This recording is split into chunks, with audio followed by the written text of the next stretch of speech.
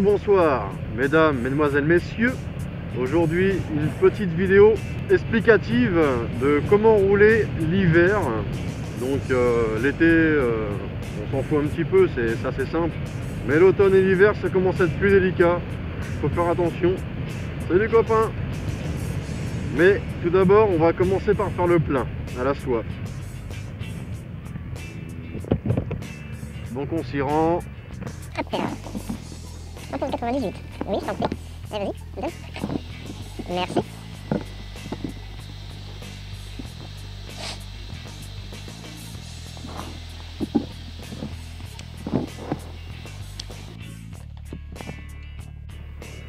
Bon, alors, comme je vous disais, aujourd'hui la vidéo, ça va être comment rouler l'automne et l'hiver.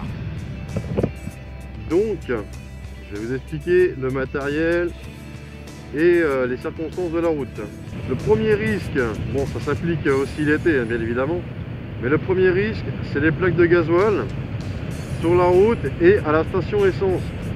Je m'explique, donc quand les gens font le plein, donc ça peut être les camions, enfin les camionnettes, les voitures, quand ils mettent du gasoil, généralement il y a toujours quelques gouttes qui tombent par terre. Donc quand c'est à la station, bah, c'est un petit peu embêtant. C'est que, comment dire, c'est que les roues de la bécane sont directement en contact avec le gasoil. Vu que ça fait une grosse plaque, ça c'est, vous l'avez déjà vu, c'est obligé. Donc là c'est un des premiers risques. C'est que bah, vous allez faire votre plein tout bêtement. Et puis vous mettez les deux roues dedans. Bon des fois c'est juste gras, mais il n'y a pas trop de, on va dire, de liquide à terre. C'est juste du gras. Mais le problème c'est que vous mettez les deux roues dedans. Et quand vous repartez, il suffit qu'il y ait un petit rond-point, vous allez accélérer un petit peu trop fort ou un petit virage par exemple, et ça peut être la gamelle. Donc là, il faut vraiment faire attention. Quand je vous disais les taches de gasoil au sol, donc ça peut être au feu rouge, au stop, céder le passage, au rond-point. Vous voyez, de toute façon, dans tous les cas, la bande du milieu, donc la bande sur la route, hein, il y a toujours trois bandes. Bande de gauche, roue gauche de voiture, bande du milieu, bande jamais exploitée. Et généralement en bécane, au permis moto, on t'apprend à ne pas y être. Parce que, bah, pourquoi? Tache d'huile et tache de gasoil aussi. Parce qu'il y a toujours des véhicules qui perdent de l'huile ou du gasoil. Et il y a la bande de droite, les roues droites de la voiture. Et les ronds-points aussi qui sont très traîtres. Parce qu'il y a des voitures qui font plein à ras la gueule. Et arrivé en rond-point ou en virage, bah, le surplus dégage de la voiture. Et ça nous fait une tache au sol. Donc voilà, ça c'est vraiment un truc à faire très attention. Donc aussi en automne et en hiver, il faut faire attention aux routes de forêt, parce que le froid, la pluie, alors déjà ça fait pas un bon ménage, mais avec l'automne les feuilles tombent, donc c'est vraiment tout con, hein, mais il faut faire super attention, c'est avec les feuilles. Les feuilles, ça peut te faire chuter très rapidement. En plus, si par malheur, il y a aussi des petits gravillons dans le virage ou dans la route où tu es. Là, il faut être vraiment hyper vigilant. Là, c'est obligatoire de vraiment rouler tranquille. À part si tu as envie de tenter le diable, hein, ça c'est toi qui vois. Hein, mais moi, aujourd'hui, je donne des conseils pour des débutants, donc ceux qui viennent d'avoir le permis. Ou même ceux qui ont le permis depuis quelques temps, mais qui ne roulent pas spécialement l'automne ou l'hiver. Ils disent que c'est trop dangereux ou ça caille quoi. Donc aujourd'hui les conseils sont pour un petit peu près tout le monde, mais principalement pour les débutants. Donc je viens de te dire les plaques de gasoil, je viens de te dire les graviers et les feuilles, mais il faut pas oublier aussi qu'en automne il pleut souvent, donc qui dit pluie dit route humide, qui dit route humide dit moins d'adhérence pour ton pneu. Ça c'est aussi obligatoire de faire très attention aux distances de freinage. Donc anticipez au maximum vos distances, c'est pour vous, ce sera mieux.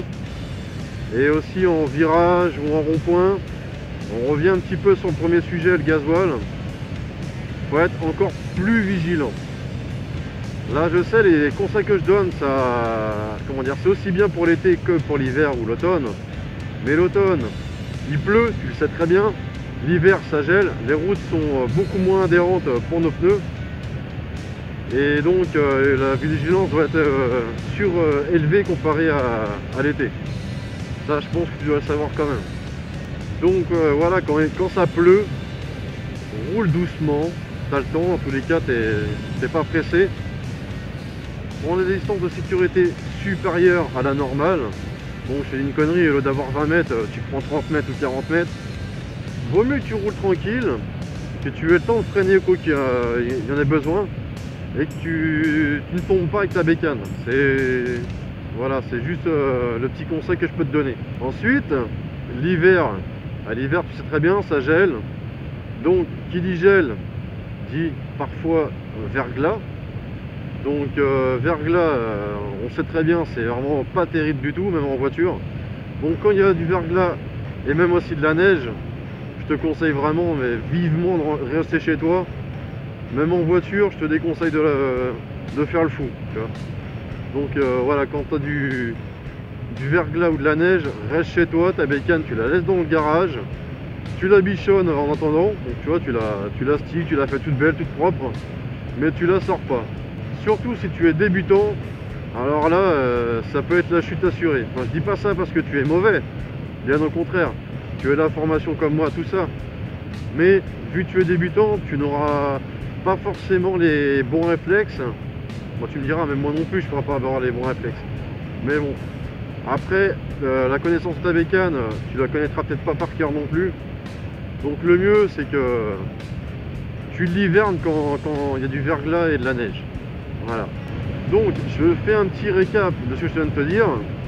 Les plaques de gasoil, en station essence, tu fais super attention quand tu repars. Tu évites au maximum de mettre les deux roues dedans. Tu vois, tu te décales, même si tu dois faire 1 mètre, tu te décales au maximum.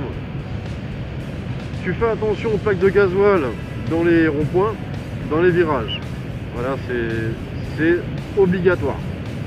Ensuite, en automne, tu fais attention aux routes humides, donc tu augmentes tes distances de sécurité.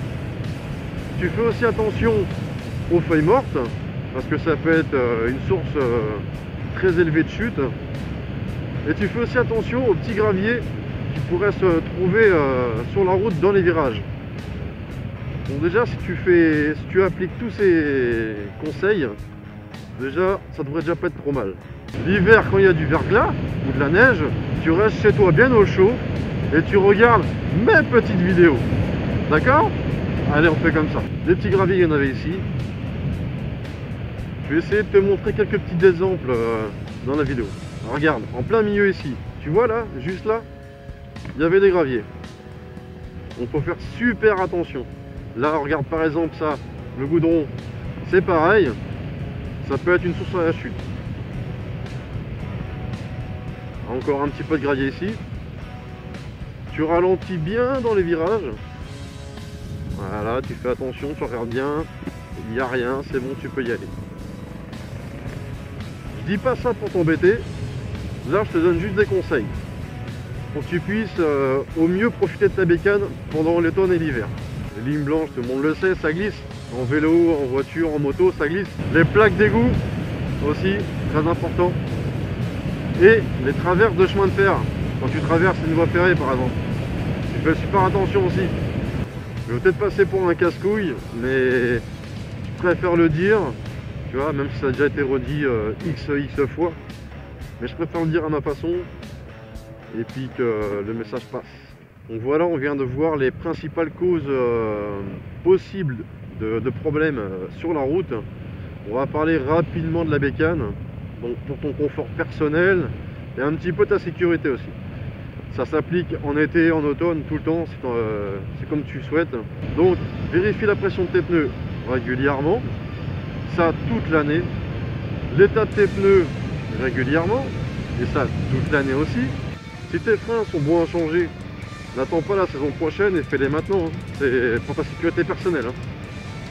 Donc, tu vérifies tes freins. S'ils sont bons à faire, garage. Et tu les fais. Profites-en pour faire une petite purge des freins si c'est bon à faire aussi. Ça fait jamais de mal. Comme ça, ton freinage sera amélioré. Il sera à la capacité maximale de ses fonctions. Donc, le freinage au top, plus des pneus au top, tu peux être sûr que déjà, tu pars sur un bon point. Et au niveau matériel de confort sur ta bécane, pour toi-même, pour l'hiver, Tu peux installer des petits pare-mains si tu as un super motard, par exemple, ça protégera un tout petit peu du froid, ça sera toujours déjà mieux. Tu peux aussi installer des petits manchons, bon c'est pas très beau c'est sûr, mais au moins tu auras déjà un petit peu moins froid aux doigts quoi. Et tu peux aussi mettre des poignées chauffantes, bon moi personnellement j'en ai pas mis, mais tu peux aussi en installer, c'est une petite option qui coûte dans une centaine d'euros peut-être, je sais plus exactement. Mais au moins ça pourrait être chauffer tes mains, tu pourrais être un peu plus en confort. Donc là on va rentrer dans l'équipement personnel pour l'hiver, pour ton confort et ta chaleur, on va dire ça comme ça. Tout bêtement un tour de cou, polaire si possible. Des gants fourrés si possible. Après si t'as encore froid tu peux mettre des petits sous-gants thermiques. Après un petit maillot thermique de corps style cycliste ou skieur, plus un petit pull, c'est encore froid, et ton blouson avec la doublure intégrée, en cuir ou en textile tout bêtement. Le pantalon, un petit sous-vêtement thermique, déjà c'est déjà pas mal, plus ton pantalon en cuir ou en textile avec doublure, là tu devras pas avoir froid. Et les petites bottes fourrées, on va dire ça comme ça, avec des grandes chaussettes qui montent jusqu'au genou. Avec ça comme équipement personnel, je pense que tu ne devras plus avoir froid. Salut mon copain.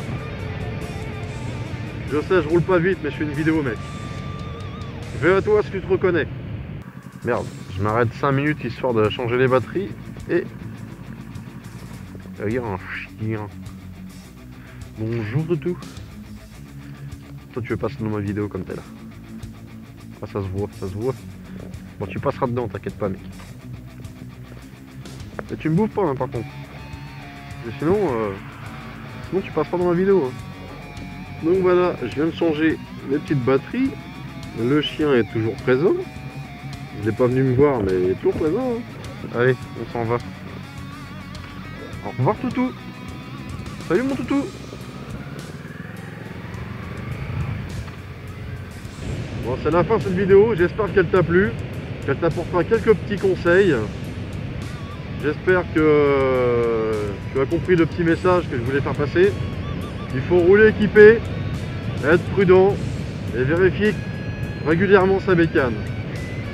Bon, allez, je t'embête pas plus longtemps. Je te dis à la prochaine, bonne route, roule équipé et fais attention à toi. Gros V mon pote.